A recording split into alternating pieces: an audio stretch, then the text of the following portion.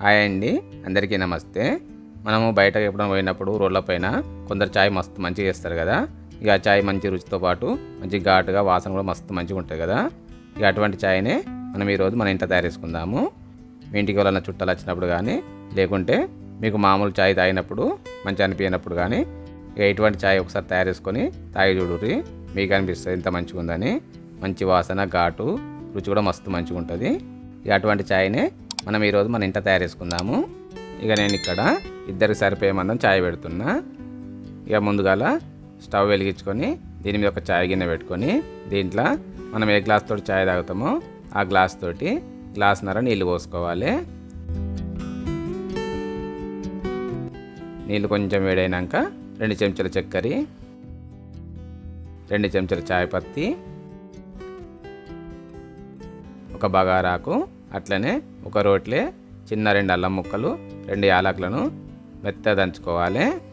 మనకు అల్లం ముక్కలు దంచుకుంటేనే మంచి ఘాటు వాసన వస్తుంది. వట్టిగా కట్ చేసుకుని వేసుకుంటే మంచిగా ఉండదు. ఇక మనం దంచుకున్న అల్లం ముక్కలను ఈ చాయ్ గిన్నెలో వేసుకొని స్టవ్ మంట మామూలుగా పెట్టుకొని ఈ డికాషన్ను మంచి ఎరుపు రంగు వచ్చేదాకా మరగనియాలి. డికాషన్ అనేది నలుపు రంగు రావద్దు. నలుపు రంగు వస్తే మనకు చాయ్ ఘాటు కానీ వాసన కానీ మంచిగా రావు. మంచి ఎరుపు రంగు వచ్చేదాకా మరగనియాలి. బాగా ఎక్కువసేపు కూడా మరగనియద్దు. అంతా నిమిషంన్నర మరగనిస్తే సరిపోతుంది.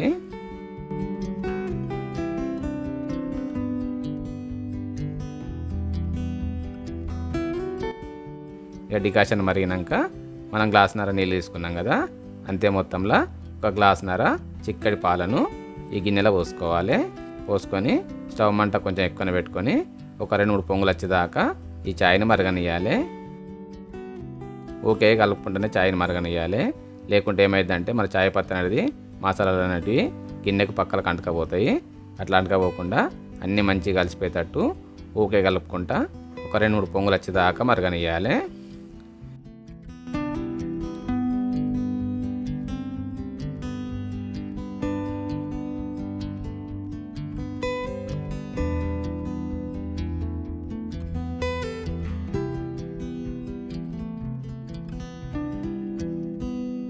ఇక మనకు కావాల్సినంత చిక్కగా మంచి రంగు తేలినాక స్టవ్ బంద్ చేసి ఈ చాయ్ని ఒక జాలితోటి వడబోసుకోవాలి.